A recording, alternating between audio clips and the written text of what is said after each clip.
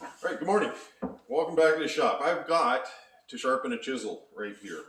And these are strictly utility in my shop here. I'm not one that has to have a drawer full of sharp chisels. I don't have a need for that. What I need it for is to do just a task at a time. And if it takes me to the point where I've got to clean glue off or anything, that's all I need it to do. So this one's a little bit covered in glue and it's slightly dull. I shouldn't be able to do that. Like I can still feel it's not too bad, but I wouldn't want to work with that in kind of fine work at all. So I want to sharpen this thing up. I want to sharpen it to the point where it functions for me. So I stop at around 600 grit because I find that works just fine for the applications that I need. I can still slice off, pare off, and do what I need to. So, but I want to do this in under a minute. That's how quickly, because I just don't want to spend the time doing it. So I've got these stones here, the diamond stones, and they range from 180 all the way to 600 grit. So this one here at 180, this is the workhorse. I want it to do about 80% of the work, and then these are 10 and 10. So what I want is on this stone here, I want this to go the quickest, but I also want to do what's called creating a burr.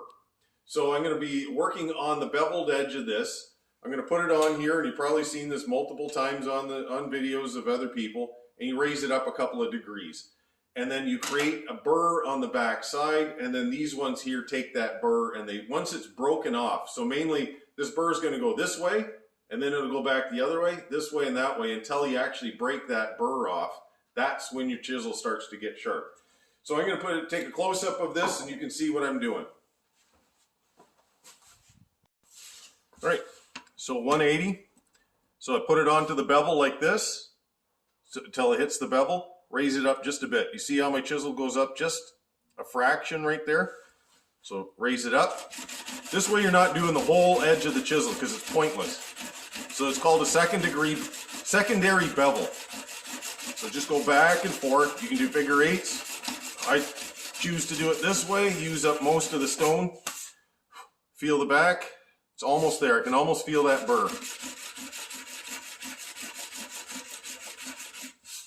Okay, yeah, there. When I feel the back side and it feels like it's hooking, that's what I want. Okay, go right to the bevel on this. Now I'm going to run the flat. Back to the bevel. Back to the flat. And back to the bevel. I always want to finish with back to the bevel. Feel this. There, I can feel that slight hook again. So this is where you have to go multiple times, front and back, until that burr is gone.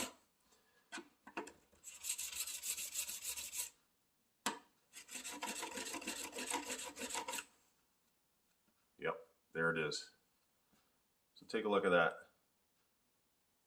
Okay, so that's to 600. If I wanted to go a little bit more, definitely could. But that right now, I'll be able to pare off whatever I want. That's going to do me just fine. Anyways, if you're in the same kind of line of work as me where you don't need to have it 100%, that is the best way to do it.